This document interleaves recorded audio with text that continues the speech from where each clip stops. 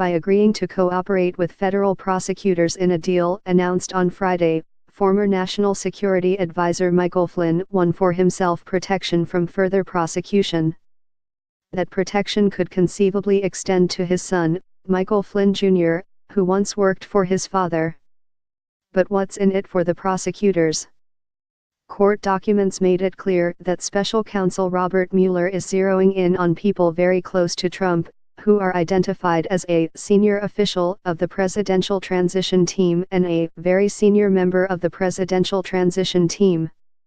Those two people, unless they are in fact one person, directed Flynn to hold conversations with the then Russian ambassador Sergei Kislyak about sanctions and about a United Nations resolution on Israel, Flynn admitted to prosecutors after initially lying about the matter. Those conversations not only give the lie to repeated statements by the president that his team had no contact with the Russians. On Saturday he told reporters there had been absolutely no collusion, and tweeted that Flynn's actions during the transition were lawful, but they also raise the possibility of serious criminal exposure among members of his inner circle for breaking laws banning communications with foreign entities that undercut U.S. policy. I think there's definitely someone even closer to the president in Mueller's crosshairs. Senior members of the transition team included Vice President Mike Pence, son-in-law Jared Kushner, Reince Priebus, then chairman of the Republican National Committee, later Trump's chief of staff, Jeff Sessions, then a senator, now the Attorney General, and Trump himself. I think Friday's news means there's definitely someone even closer to the president in Mueller's crosshairs. Steve Vladeck, co-editor of the Just Security Forum and a professor at the University of Texas Law School, said in an email.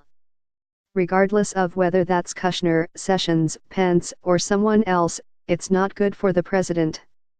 3 news reports from Bloomberg, NBC News, and BuzzFeed identified Kushner as the transition team member who directed Flynn to act on the UN resolution, which denounced Israeli settlements. Flynn was instructed to ask Russia, a member of the UN Security Council, to block the resolution or vote no, according to court documents. The resolution was exceptional from an American viewpoint owing to the stated intention of the Obama administration to abstain from the vote instead of opposing it. The resolution was passed 14-0. The sudden spotlight on Kushner was an indication of how fast the Mueller prosecution is moving, and how close it is getting to the top of the food chain. Flynn could testify about potentially sensitive interactions involving Kushner, for example a meeting with Kushner and Kislyak during the presidential transition. The Washington Post reported that Kushner proposed a secret channel for communications with Russia at the meeting.